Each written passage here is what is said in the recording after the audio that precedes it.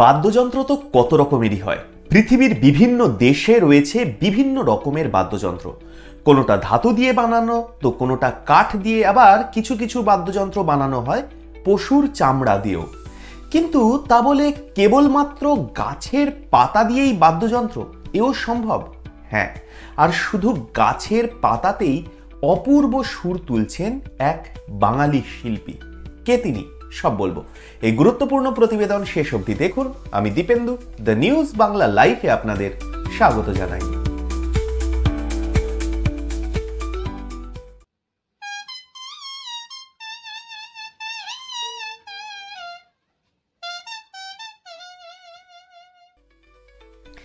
ইচ্ছা হলেই গাছের পাতা ছিঁড়ে বিশেষ পদ্ধতিতে বাঁশি বাজান শিলিগুড়ির এই শিল্পী।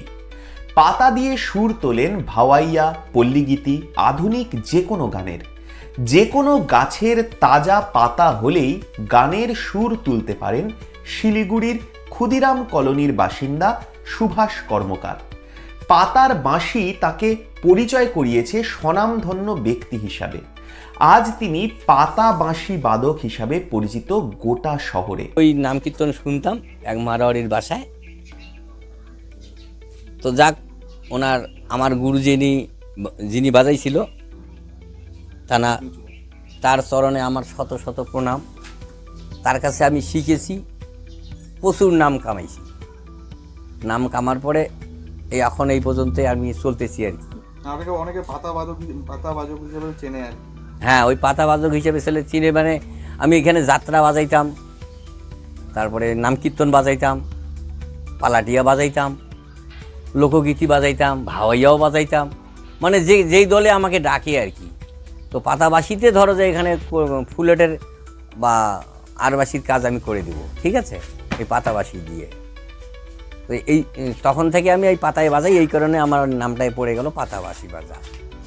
যদি কেউ শিখতে ইচ্ছা করে পাতাবাসি বাজানোর, আমি তাকে দেখাই দেবো। যদি শিখতে পারে তাহলে আমার স্মৃতিটা থেকে গেল আর কি। একটা ছেলেকে শিখাইছিলাম, ও বাজে উঠলো, কিন্তু ও হারমোনির সঙ্গে মেকআপ নিতে পারে না, সারেগামার সঙ্গে মেকআপ নিতে পারে না। তাহলে কি করি? গানটা বাজানো শিখছে ঠিকই, কিন্তু ওই সারেগামাটা ওর কানেই ঢুকে না, ওর ব্রেনটাই ঢুকে না। আছে, আমার শিষ্য আছে, তবে ক্লিয়ার হচ্ছে না। বসলেই হয়তো তখন সংসারের চাপে সংসার করবে না, ওগুলা শিখবে, এই আর কি।